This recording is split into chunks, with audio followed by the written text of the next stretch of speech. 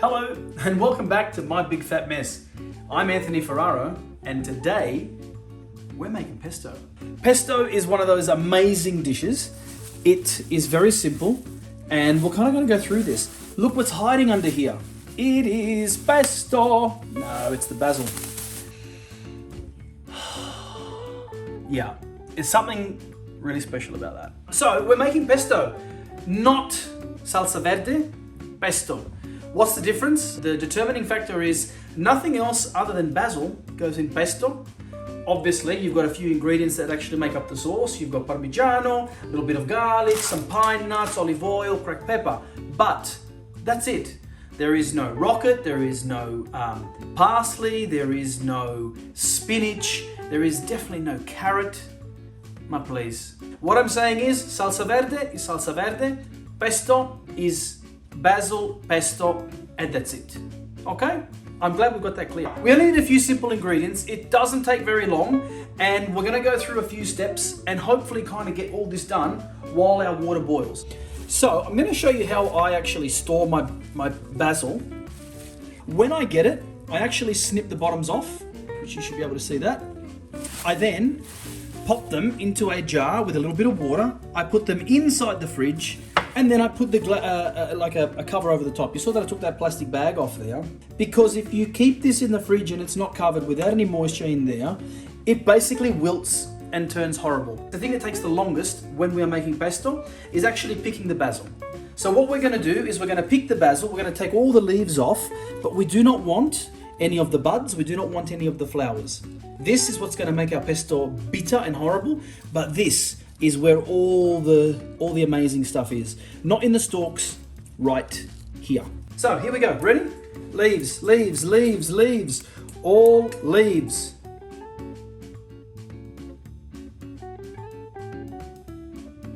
Well, the basil's washed and we're ready to go.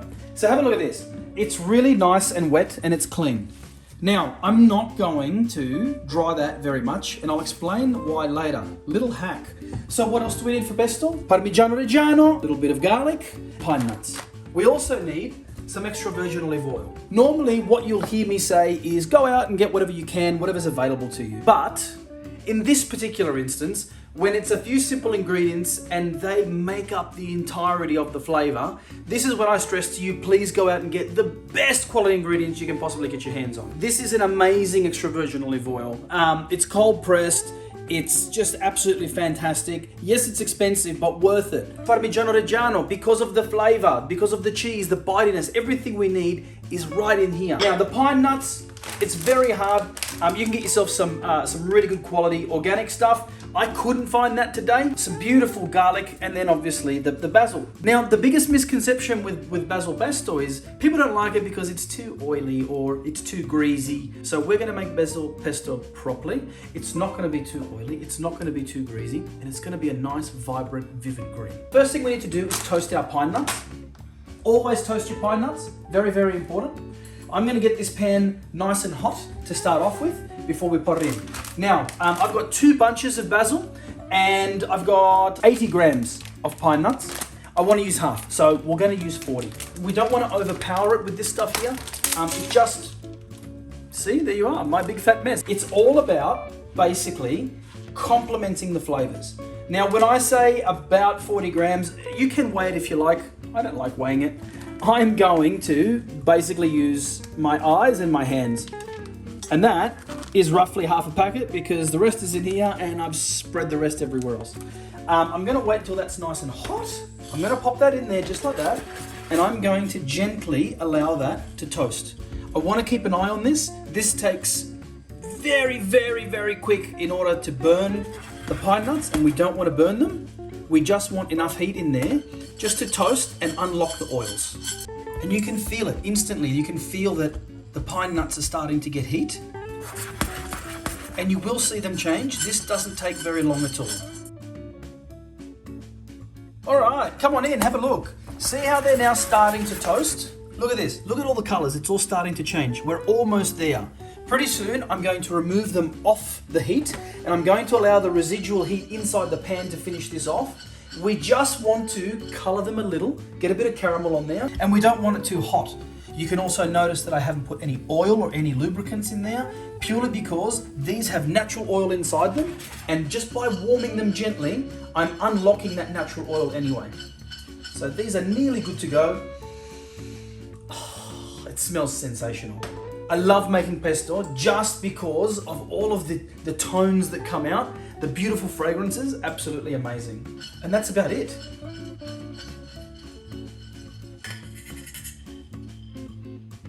Parmigiano time. I've got about 40 grams worth of pine nuts in there. I want about 80 grams worth of Parmigiano, so double. Again, I'm not gonna weigh it out or measure it. You definitely can. I'm gonna go by eye. At the end of the day, that's the beauty about the Italian kitchen and I guess just any type of kitchen and cooking. Parmigiano, done. Now, garlic.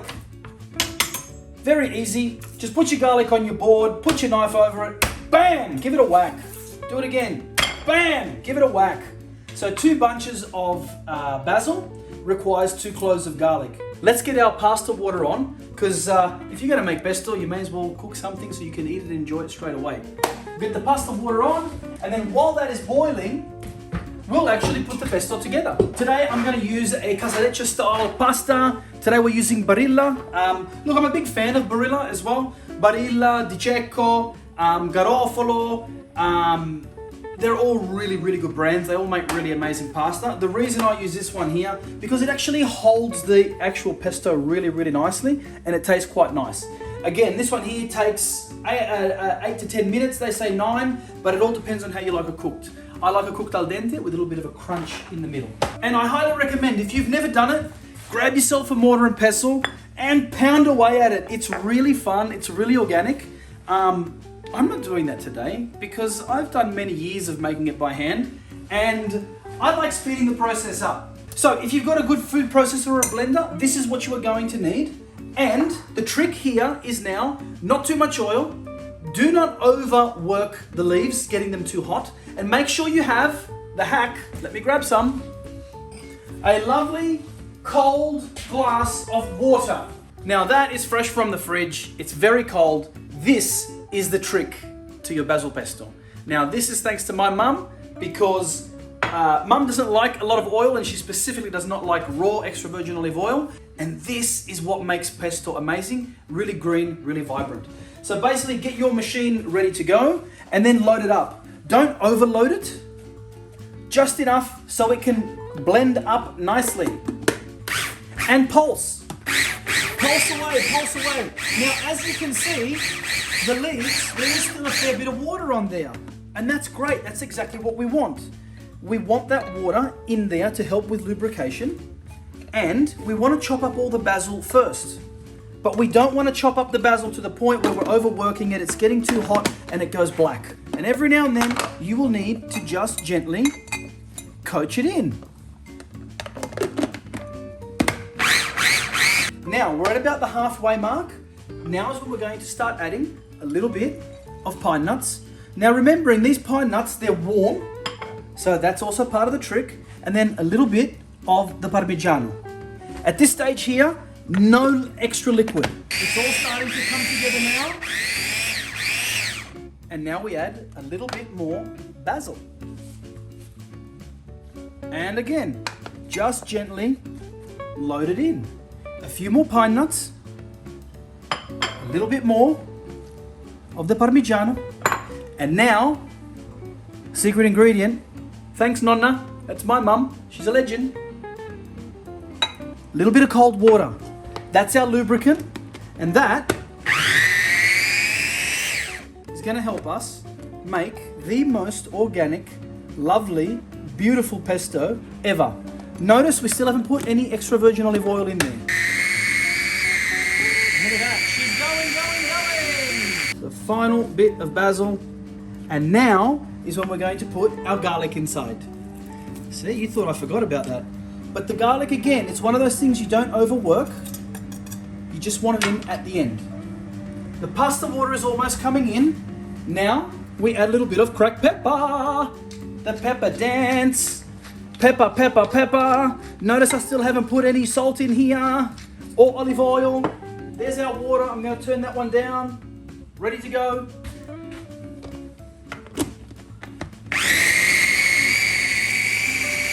My ultimate measuring tool for pasta. Whenever we are cooking pasta, the trick is you want to have pasta water the same consistency in terms of taste as seawater. And the best way to do that is by putting in a nice healthy punch. That's a measurement. It's my measurement. It's a punch.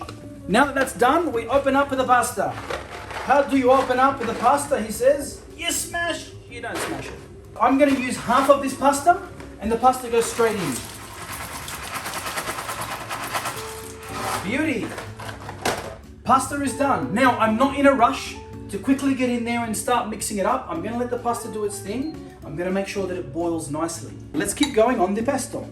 A little splash of extra water.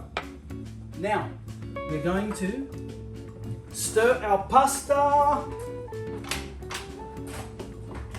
And there we go. 9 minutes, that'll be ready. It's time for salt. It's time for olive oil. So, I use just 1 pinch of salt because there is already plenty of Parmigiano in there. And we're also going to use some of the pasta water towards the end just to bring it all together. Now you can see that it's already started going a little bit dull, a little bit black or darker green. That is the oxidization. Now, when we add a little bit of olive oil, done, and that's it. That's all we're going to use. It's going to help keep it nice, rich, and vibrant. This is absolutely amazing. Oh, the smell! To die for! Always taste it. So you're going to taste for salt, for nuttiness, for the balance, right? Let's taste. Oh, fantastic. Absolutely delicious. So the timer's gone off. Come and have a quick look at this water. So the water is a little bit murky. Firstly, let's quickly test the pasta. How do you know your pasta is ready, even though the timer is gone off or whatever? How do you trust it? So what do? You have a quick bite and a taste. Look, ready? Now if you can get in there, it's hard to see, but you can see how it still looks a little bit raw in some spots. That's al dente, guys. It's murky. This is what I want. I want this pasta water. You're like, hey, what's he doing? Drinking tea? No, this is our key to our good sauce.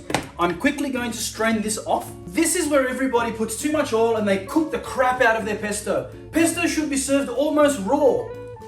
Olive oil, just a little bit. Have a look. Now, mind you, I've got almost half a kilo of pasta in there. Now, I'm going to take our pesto. Now, look at the oxidization. Look what happens once we move it away. Vibrant, beautiful green. It's hard to see with the light, but that's what we want. Thank you, Nonna Concetta. 1 and 2. 2 big, beautiful scoops. Get the heat on. Just gently. Get it warm. This is all we have to do. Warm, warm, warm. I can smell that it's starting to unlock all of that. Beautiful. The pasta now goes straight inside. And now, pasta water. And now, we are pretty much done. Because this pasta is going to become nice and thirsty.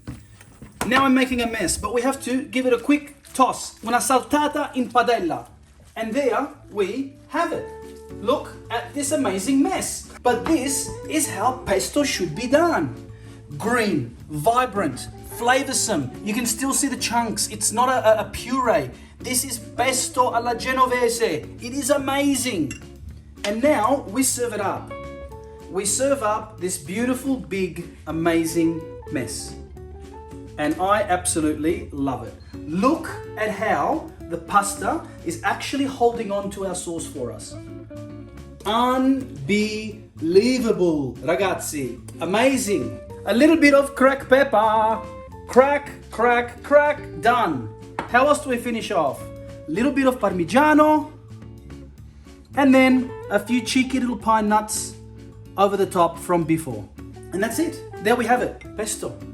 Now you can use gnocchi, you can use fusilli, you can use penne, you can use spaghetti. You can use anything you like. Just get in there and do it. It's really good. Oh, it smells amazing. Look at those chunks. Fresh pesto al stile genovese. Thank you so much for watching. I hope you enjoyed. I hope you make it. Let me know what you think. And you guys have a great day. Buon appetito.